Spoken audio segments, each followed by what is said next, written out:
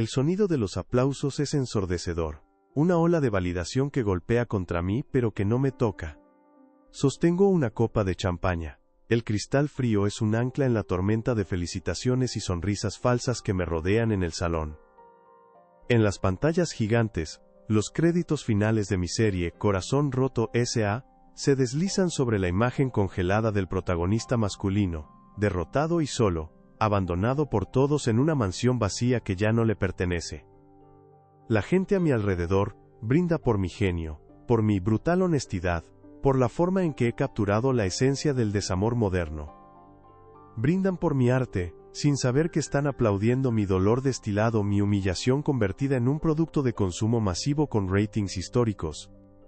Mi mirada, sin embargo, no está en las pantallas ni en los rostros de los ejecutivos del canal. Atraviesa el salón lleno de gente, un láser que busca un solo objetivo. Y lo encuentra. Ahí está él, Alejandro.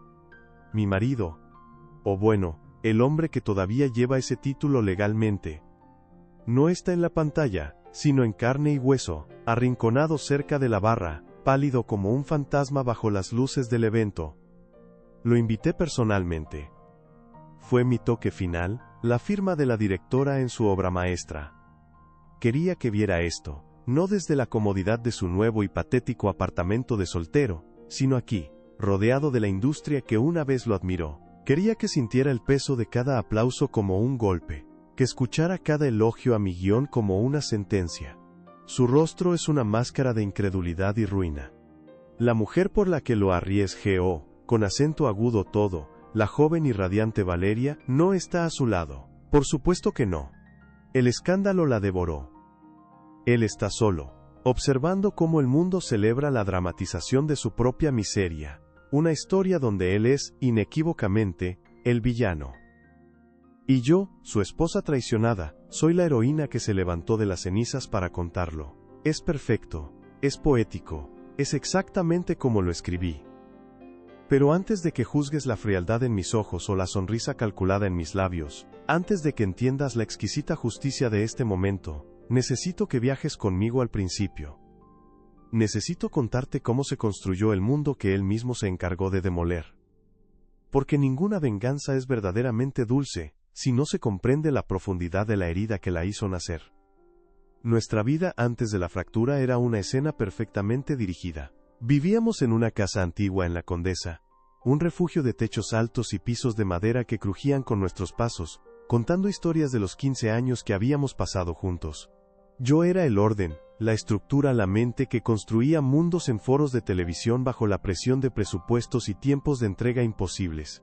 Alejandro era mi contrapeso, el caos melódico, un músico brillante, un bohemio con el alma en las cuerdas de su guitarra, y una sonrisa que podía desarmar mi armadura más rígida. Él era el arte por el arte, yo era el arte que debía ser rentable. Juntos, decían nuestros amigos, éramos la sinfonía perfecta.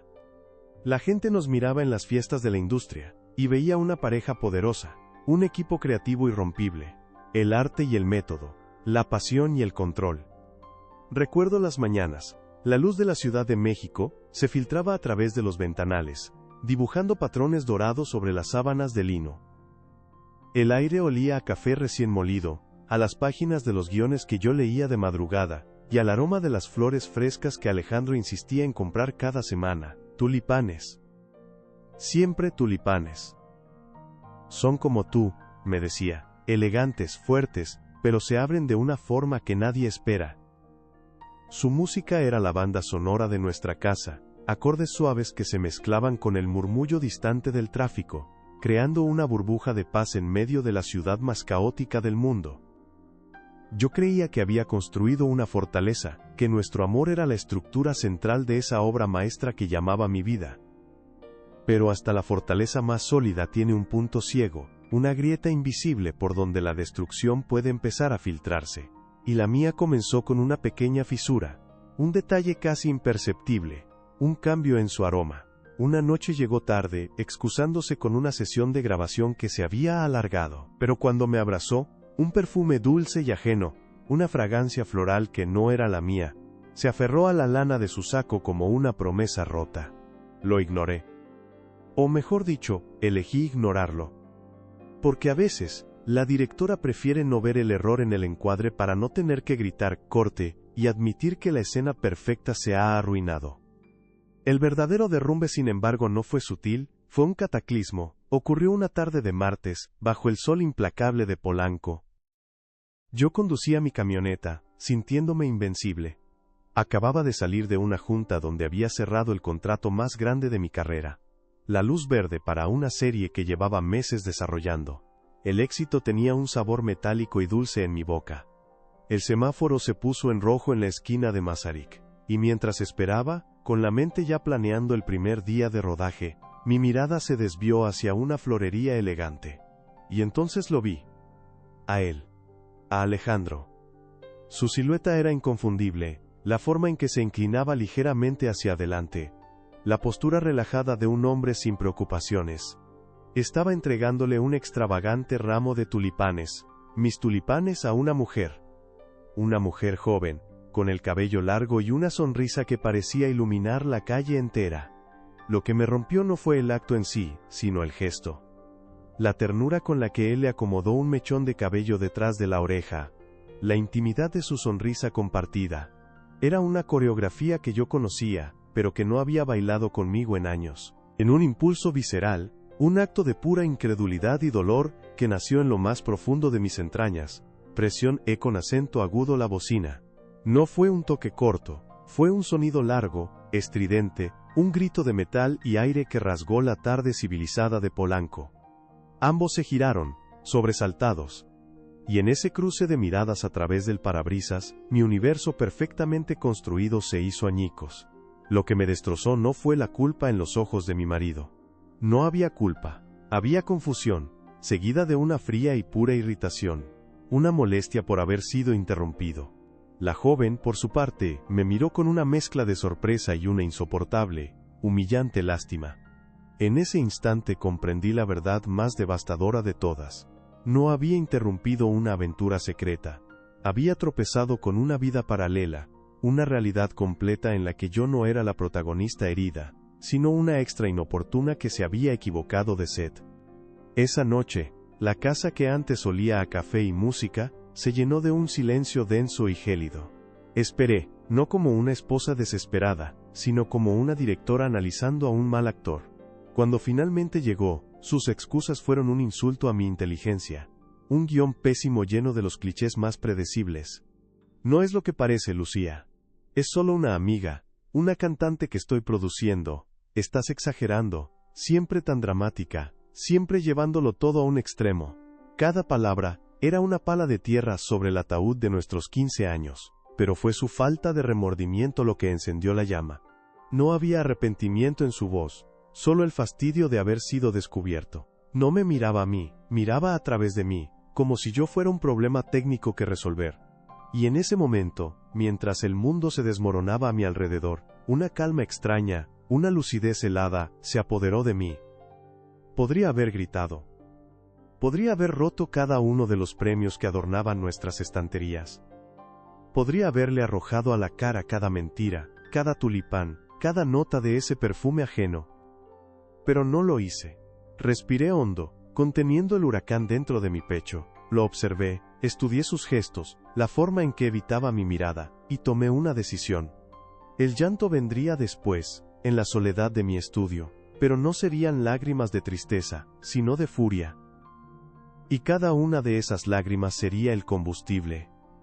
No iba a darle el placer de un escándalo, la catarsis de una pelea que nos dejara a ambos agotados, y en un falso empate. No. Yo no peleo. Yo produzco. Yo dirijo. Y en ese preciso instante, mientras él seguía balbuceando sus mentiras patéticas, el concepto de mi nueva serie nació. Una historia sobre una mujer traicionada, sí, pero contada no desde la victimización, sino desde el poder. Una historia donde ella no llora sin actuar, donde transforma el dolor en una estrategia impecable. Él no lo sabía, pero acababa de darme el mejor material de mi carrera. Acababa de entregarme el guión de su propia destrucción. Y yo, la mejor directora de este país, iba a dirigir su caída. Escena por escena, con la misma precisión con la que él había demolido mi vida. El dolor, déjame decirte, es un combustible extraordinario. Es más puro que la ambición y más duradero que el amor. Y el mío, en los días que siguieron a esa tarde en Polanco, se convirtió en una refinería de alta tecnología dentro de mí, destilando cada gota de humillación y transformándola en una energía fría, clara y terriblemente potente. El primer paso de mi plan no fue un grito, sino un clic.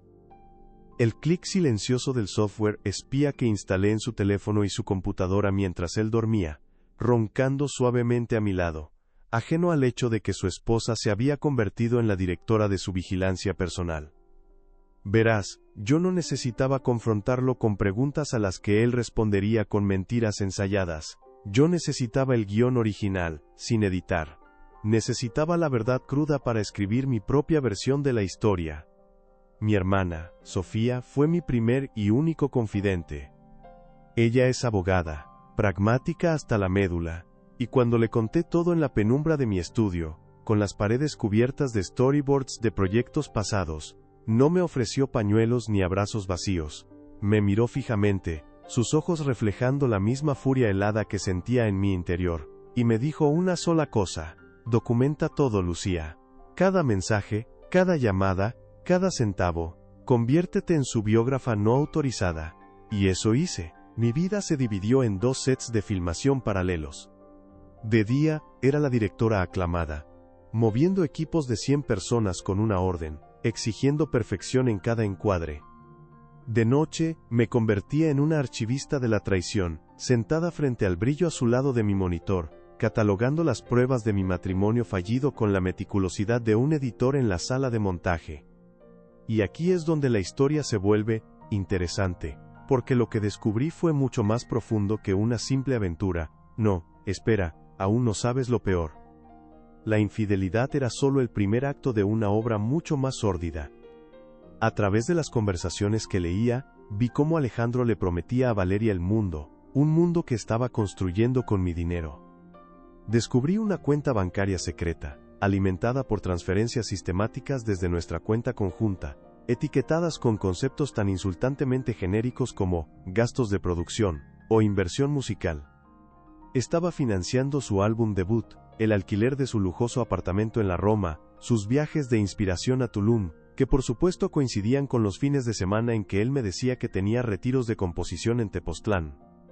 Cada notificación de transferencia en mi pantalla era como un pequeño golpe en el pecho, no por el dinero sino por el descaro, por la facilidad con la que había convertido nuestro patrimonio en el patrocinio de su nueva vida. Contraté a un detective privado, un hombre gris y eficiente recomendado por el bufete de mi hermana.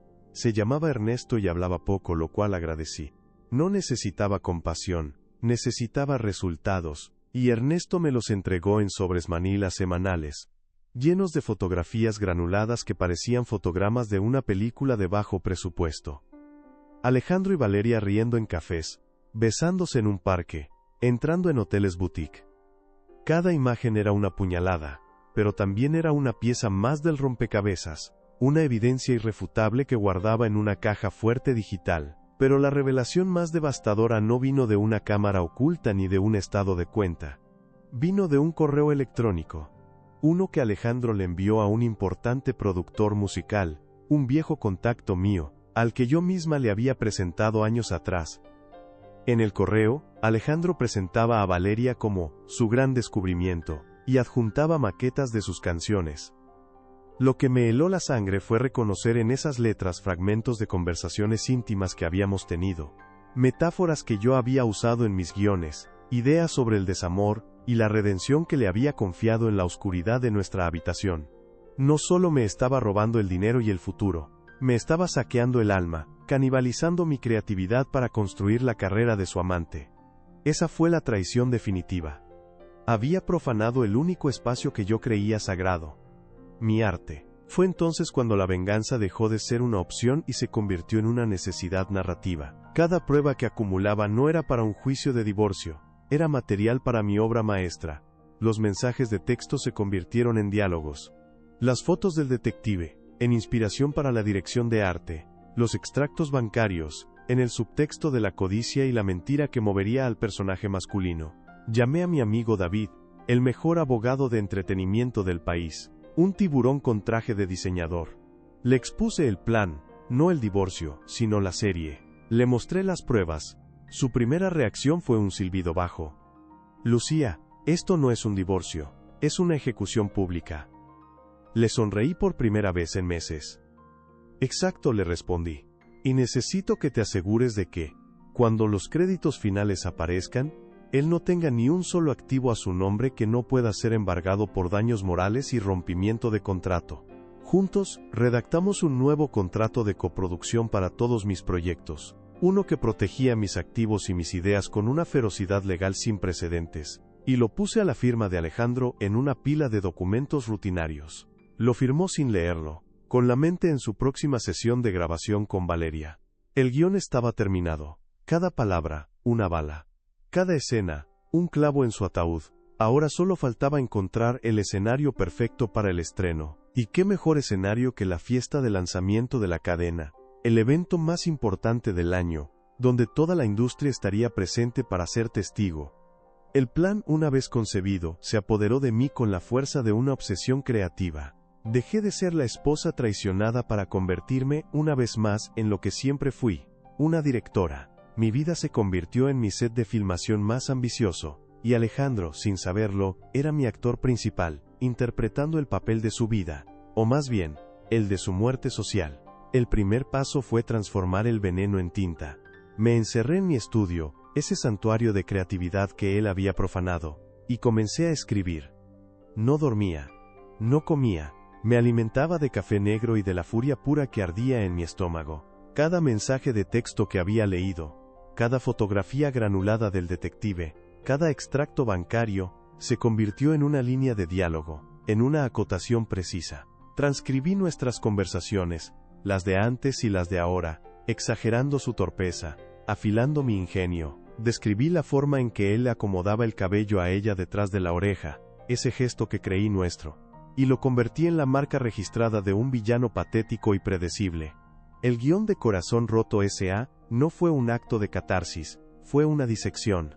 Una autopsia en vida donde yo era, simultáneamente, la cirujana, el cuerpo sobre la plancha de metal, y la observadora que tomaba notas fríamente detrás del cristal. Escribí 15 años de amor y los reduje a cenizas en 120 páginas. Llevar el proyecto a la cadena fue mi primer movimiento en el tablero de ajedrez.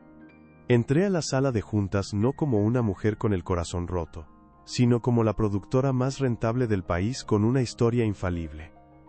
Les vendí mi tragedia personal, como si fuera el próximo gran fenómeno cultural. Hablé de arquetipos, de la vulnerabilidad en la era digital, del eterno conflicto entre la lealtad y el deseo. Usé su lenguaje, ratings, engagement, mercado objetivo. Les presenté gráficos y proyecciones. Les aseguré que esta serie haría que cada mujer que alguna vez se sintió traicionada, se viera en la pantalla, y que cada hombre que alguna vez mintió, sintiera un escalofrío en la espalda. Es la historia que todos están viviendo pero nadie se atreve a contar con esta brutalidad, les dije, mi voz firme, sin un ápice de emoción, y yo soy la única que puede dirigirla. Me miraron, un grupo de hombres en trajes caros, y vieron signos de dólar en sus ojos. No vieron mi dolor. Vieron un producto de alta calidad, con un potencial de marketing viral inmenso. Cuando el director del canal dijo, «Tenemos un éxito entre manos, Lucía. Tienes luz verde», sentí una oleada de poder tan intensa que casi me hizo sonreír. Había convertido mi humillación en un activo. Había monetizado mi sufrimiento. El casting fue, quizás, la parte más exquisitamente cruel de todo el proceso. Durante semanas vi pasar a cientos de actores. Buscaba algo más que talento. Buscaba un eco, un fantasma. Y los encontré. Para el papel de Javier, el músico infiel, elegí a un actor llamado Mateo, un hombre con la misma sonrisa fácil de Alejandro, la misma falsa profundidad en la mirada, pero con una inseguridad latente que yo sabía cómo explotar. Para Luna, la joven cantante, encontré a una actriz debutante, Sofía, que poseía la misma mezcla de inocencia y ambición desmedida que había visto en Valeria. Tenía sus mismos ojos, grandes y expectantes, listos para devorar el mundo. Dirigirlos fue un ejercicio de manipulación sádica y calculada. En los ensayos, les daba notas basadas en mis propios recuerdos. Mateo, cuando le mientas, no la mires a los ojos. Desvía la mirada hacia la izquierda, como si buscaras una mejor excusa. Así, le decía, imitando un gesto que había visto en Alejandro cientos de veces. Sofía, tu sonrisa debe ser dulce, pero que se sienta como si estuvieras guardando un secreto delicioso. Los moldé. Los esculpí a imagen y semejanza de mis verdugos, y ellos, ansiosos por complacer a la gran directora, me entregaron sus almas sin hacer preguntas. Cada día en el set era una pequeña victoria, una escena de mi venganza filmada y enlatada para la posteridad. Mientras tanto, en casa, la farsa continuaba. Yo era la esposa comprensiva y trabajadora, demasiado absorta en mi nuevo y demandante proyecto, como para notar sus ausencias cada vez más frecuentes. Alejandro, por su parte, se sentía aliviado. Mi obsesión con el trabajo se convirtió en su coartada perfecta. A veces, por la noche, me contaba con entusiasmo sobre los avances de Valeria, sobre una nueva canción que habían compuesto, sin tener la menor idea de que yo ya había leído la letra en sus correos y la había convertido en una escena donde Javier le robaba las ideas a su esposa. Yo lo escuchaba, asentía e incluso le ofrecía consejos. ¿Por qué no intentas este acorde? Le daría un toque más melancólico. Le sugerí una noche, mientras por dentro pensaba, perfecto. Eso hará que su caída sea aún más poética. Él me miraba con una mezcla de gratitud y lástima. El pobre hombre, creyendo que su esposa se había vuelto dócil y ciega. No veía que cada conversación, cada mentira que me decía, era material de investigación que yo usaba al día siguiente en el set. No era ceguera, era preproducción. Estaba ensayando con el verdadero actor, antes de dirigir a su doble. La trampa estaba siendo construida a su alrededor, pieza por pieza, con su total e inconsciente colaboración. Y yo, la arquitecta de su ruina, sonreía discretamente, esperando el momento perfecto para gritar, ¡acción! La noche del estreno fue una obra de arte en sí misma, una producción que había supervisado con un cuidado obsesivo, mucho más allá del guión y las cámaras. Elegí el lugar, el antiguo casino español en el centro histórico, no por su belleza, que era innegable, con sus techos artesonados y sus lámparas de araña que goteaban luz dorada, sino por su simbolismo. Era un lugar construido sobre apariencias, sobre la ilusión de una nobleza importada, un escenario perfecto para exponer la falsedad. Cada detalle estaba coreografiado. La lista de invitados, una cuidadosa selección de toda la industria que importaba, desde los ejecutivos más poderosos hasta los periodistas de espectáculos más venenosos. La música, una mezcla de cuerdas clásicas que se sentía elegante pero fúnebre. E incluso el menú, diseñado para ser tan exquisito como para mantener a todos distraídos hasta el momento preciso. Yo me movía entre los grupos de gente, aceptando felicitaciones por una serie que aún no habían visto. Mi sonrisa era una máscara de porcelana perfectamente moldeada, mi vestido de seda negro, una declaración de luto y poder. Sentía las miradas sobre mí, la mezcla de admiración y envidia que siempre me había acompañado, pero esa noche, todo se sentía diferente. No era una directora celebrando su trabajo, era una general, inspeccionando el campo de batalla antes del primer disparo. Y entonces, lo vi entrar. Alejandro. Había dudado si vendría, pero su ego, como siempre, fue más fuerte que su prudencia. Entró con esa falsa modestia que también había perfeccionado, sonriendo a la gente, aceptando palmadas en la espalda como si parte de mi éxito le perteneciera. No se dio cuenta de que cada sonrisa que le dirigían era la de un futuro juez de su carácter, que cada saludo era un preludio a su ostracismo. Lo observé desde el otro lado del salón, detrás del tallo de mi copa de champaña, y por un instante, un fantasma de dolor me atravesó.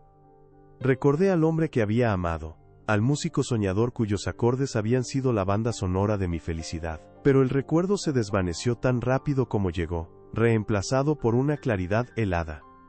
Ese hombre ya no existía, o quizás, nunca había existido fuera del guión que yo misma me había escrito en la cabeza.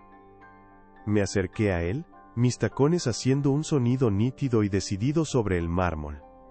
Alejandro, qué bueno que pudiste venir, le dije, mi voz suave, carente de toda emoción. No me lo perdería por nada, Lucía. Estoy muy orgulloso de ti, respondió él, intentando tomar mi mano. Retiré la mía sutilmente para ajustar un arete inexistente. Significa mucho para mí que estés aquí, mentí, mirándolo directamente a los ojos. Esta historia es muy personal. Él asintió, con una condescendencia que me revolvió el estómago, creyendo que mi historia personal era alguna metáfora artística sobre el desamor universal. Pobre iluso, no sabía que estaba a punto de ver su propia biografía no autorizada en alta definición. El momento llegó. Las luces del gran salón se atenuaron, dejando solo los reflectores sobre un pequeño escenario. El murmullo de las conversaciones se apagó, reemplazado por una expectación palpable. Subí los escalones, sintiendo cientos de ojos sobre mí. Me detuve frente al micrófono, tomé una pausa dramática, el ritmo, siempre es el ritmo, y miré a la multitud. Mi mirada se posó en Alejandro por un segundo antes de recorrer el resto de los rostros. Buenas noches, comencé, mi voz resonando clara y firme. Gracias a todos por acompañarme.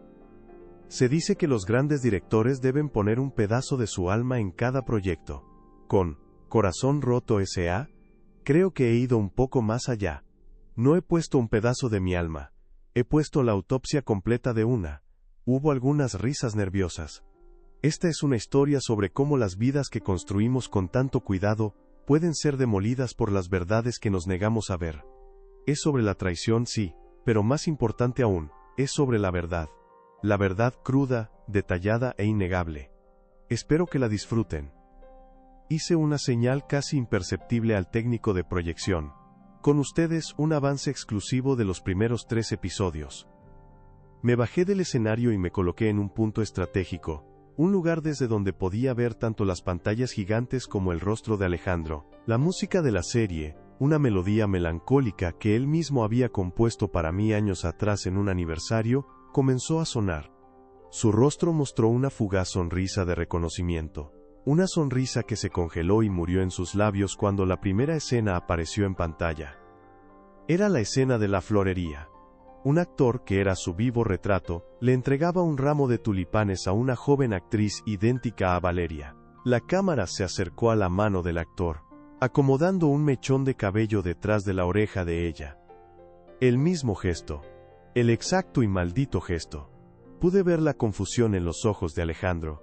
Una arruga formándose en su frente. El público observaba, absorto en el drama. Para ellos, era una gran cinematografía. Para él, era un espejo. La segunda escena fue aún más devastadora. Era un montaje rápido. El personaje de Javier, en un estudio de grabación, cantando una canción a Luna. La letra que salía de su boca, era la misma que yo había leído en los correos de Alejandro. Las mismas metáforas sobre el amor y la pérdida que él me había robado. La cámara intercalaba imágenes del personaje transfiriendo dinero desde una cuenta conjunta, con el concepto gastos de producción, visible en la pantalla del teléfono. El murmullo en el salón cambió. Ya no era de admiración sino de intriga. La gente comenzó a lanzar miradas furtivas en dirección a Alejandro. Podía sentir el cambio en la atmósfera. El aire se espesaba con la sospecha. Vi cómo el color desaparecía del rostro de mi marido, su piel adquiriendo un tono ceroso bajo las luces, su mandíbula estaba apretada, sus nudillos blancos alrededor de la copa que sostenía. Pero la escena final fue mi golpe de gracia. Era un diálogo, palabra por palabra, extraído de nuestra última gran conversación, aquella noche en que lo confronté, y él me llamó dramática y exagerada. El actor pronunció las líneas con la misma arrogancia displicente. La misma falta de remordimiento. La actriz que me interpretaba, en cambio no lloraba. Lo miraba con una calma aterradora, sus ojos llenos de una resolución fría. Y entonces, pronunció la última línea del avance, una que yo había añadido para la ocasión. No te preocupes, no voy a hacer una escena. Voy a dirigir una. Las pantallas se fundieron a negro, dejando solo el título de la serie, Corazón Roto S.A. Un silencio sepulcral cayó sobre el salón. Un silencio pesado, denso, cargado de comprensión. Duró solo 3 segundos, pero en ese lapso, una vida entera se derrumbó. Luego, como un trueno, estallaron los aplausos. Un aplauso ensordecedor, una ovación de pie. Estaban aplaudiendo mi genio, mi valentía, mi brutal honestidad, y en medio de esa tormenta de validación, mis ojos encontraron los de Alejandro. No había ira en ellos. No había tristeza, solo el terror puro y absoluto de un hombre que se daba cuenta de que no solo había sido descubierto, sino que había sido inmortalizado para siempre como el villano de la historia. Su humillación no había sido un secreto susurrado, sino un estreno de gala. Y yo, su esposa, era la aclamada directora de su ejecución pública. Lentamente, levanté mi copa en su dirección, un brindis silencioso. Él la dejó caer. El sonido del cristal, haciéndose añicos contra el mármol, fue el único sonido que logró competir con los aplausos. Fue el sonido de todo lo que alguna vez fuimos, rompiéndose en 1000 pedazos irreparables. El sonido del cristal roto fue un punto final, la última y aguda nota en la partitura de nuestra historia. Mientras los aplausos crecían a mi alrededor, una ola de validación que por fin se sentía cálida, mi atención se mantuvo fija en los escombros en el centro del salón. Alejandro no se movió. Permaneció allí, un hombre petrificado en medio de su propio funeral social, con los fragmentos de la copa a sus pies como los restos de la vida que acababa de perder. La gente, al darse cuenta de que el drama no se había limitado a la pantalla, comenzó a susurrar, sus miradas viajando como péndulos entre él, yo, y las imágenes congeladas de nuestros dobles en las pantallas gigantes. Era un festín para los buitres de la industria, y yo les había servido el banquete en una bandeja de plata. No sentí placer en su humillación, no como podrías imaginar. Sentí cierre, la profunda y serena satisfacción de una directora que ve cómo la última escena se ejecuta a la perfección, cómo cada actor cumple su papel hasta las últimas consecuencias. Caminé a través del salón, y el mar de gente se abrió a mi paso como si yo fuera una figura bíblica. No corrí, no me escondí, avancé con la misma calma con la que había entrado, mi espalda recta, mi cabeza en alto. Al pasar a su lado, deliberadamente no lo miré. Negarle mi atención, en ese preciso instante, era el castigo final. Era borrarlo del encuadre. Su ruina ya no era mi historia. Era, simplemente, el epílogo sin gloria de la suya. Los días que siguieron, fueron una sinfonía de consecuencias legales, cada una ejecutada con la precisión de un metrónomo. David, mi abogado, fue el director de esa orquesta de papel y tinta. El contrato que Alejandro había firmado sin leer, aquel que creyó era un papeleo rutinario, en medio de su vida secreta, resultó ser una obra maestra de la jurisprudencia preventiva. No solo protegía cada idea y cada guión que yo había creado como propiedad intelectual intransferible, sino que redefinía nuestra sociedad productora, convirtiendo sus inversiones en la carrera de Valeria en una flagrante malversación de fondos corporativos. La casa de la condesa, que siempre estuvo a mi nombre, fue asegurada de inmediato. Las cuentas conjuntas, congeladas y auditadas por un equipo forense, revelaron un desfalco que superaba con creces lo que yo había imaginado, financiando no solo un álbum sino un estilo de vida entero. Alejandro no solo se enfrentaba a un divorcio, se enfrentaba a un fraude. Fue despojado de todo, no con gritos ni escenas, sino con el frío y silencioso avance de las notificaciones de embargo y los citatorios judiciales. Su nombre, antes sinónimo de talento bohemio y encanto rebelde, se convirtió en una advertencia susurrada en los pasillos de la industria. Los productores dejaron de devolverle las llamadas, los estudios le cerraron las puertas. ¿Y Valeria? Su carrera fue un cometa fugaz que se desintegró al entrar en la atmósfera de la realidad. La joven promesa se convirtió en la otra, su talento eclipsado para siempre por el escándalo que yo había guionizado. La humillación pública fue total, pero lo más importante fue la restitución silenciosa de mi dignidad. No a través de la venganza, sino de la justicia. Cada activo recuperado, cada contrato anulado, era un ladrillo que volvía a su lugar en la fortaleza que él había intentado demoler. Han pasado 6 meses. La serie es ahora un fenómeno internacional, vendida a más de 50 países. Mi nombre se pronuncia en salas de juntas desde Los Ángeles hasta Madrid, pero la verdadera victoria no está en los ratings, ni en los premios que ahora se acumulan en las estanterías de mi estudio, un estudio que he rediseñado por completo. He derribado paredes, he pintado de blanco, he dejado que entre más luz. Ya no huele a café rancio y a noches de insomnio, sino a pintura fresca y a las flores que ahora compro para mí misma. Orquídeas blancas, complejas, resistentes, y que florecen en la adversidad. Miro la ciudad desde mi ventana, la misma Ciudad de México que fue testigo de mi caída, y ya no veo fantasmas en sus calles. He aprendido que el verdadero poder no reside en destruir a quien te hirió, sino en tener la capacidad de hacerlo, y elegir en cambio, construir algo más grande, más luminoso, a partir de las ruinas. Corazón Roto S.A. no fue mi venganza, fue mi crisálida. Me envolví en mi propio dolor, lo procesé, lo transformé con la alquimia del arte, y emergí. No ilesa, no, las cicatrices son parte del nuevo diseño, pero completa, fuerte. Libre. Sobre mi escritorio descansa una página en blanco. Un guión por escribir. Esta vez, la historia no nacerá de una herida. Nacerá de la calma, de la fuerza, de la certeza absoluta de saber que la única persona que tiene el derecho de escribir el guión de mi vida, soy yo. Y la próxima escena, mi escena, está a punto de comenzar. Cuéntame en los comentarios desde qué país nos estás viendo, me encantará leerte. Y no olvides suscribirte para no perderte más historias como esta. El éxito, déjame decirte, tiene un sonido particular. Es el murmullo colectivo de cientos de personas pronunciando tu nombre con una mezcla de reverencia y temor. Es el tintineo incesante de las copas de champaña que brindan por tu genio. Un sonido cristalino y hueco que no logra llenar el vacío que se instala justo debajo de las costillas. Esa noche, en la fiesta de estreno del final de temporada, yo estaba inmersa en ese sonido, me ahogaba en él. El salón del club de industriales era un mar de rostros sonrientes y trajes caros, y yo era el faro en el centro de la tormenta, inmóvil, brillante y completamente sola.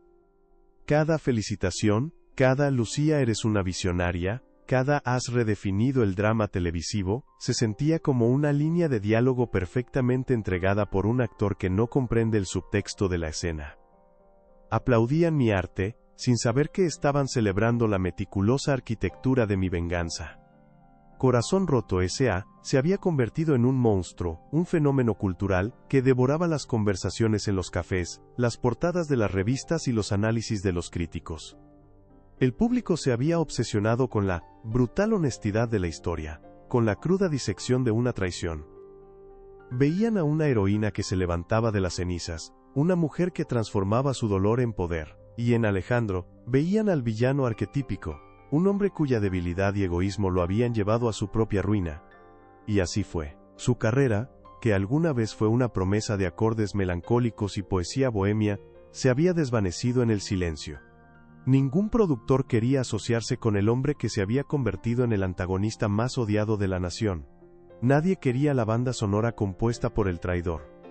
Valeria, la joven musa, la promesa radiante, se había convertido en un chiste cruel, su nombre ahora un sinónimo de ambición destructiva. Su talento, real o imaginario, fue sepultado bajo la avalancha de la narrativa que yo había creado. Fueron borrados del mapa, no con una bala, sino con un guión. Fue una ejecución limpia, precisa y transmitida en horario estelar. Había ganado. En cada métrica posible, en cada columna de contabilidad emocional y financiera, yo era la vencedora indiscutible.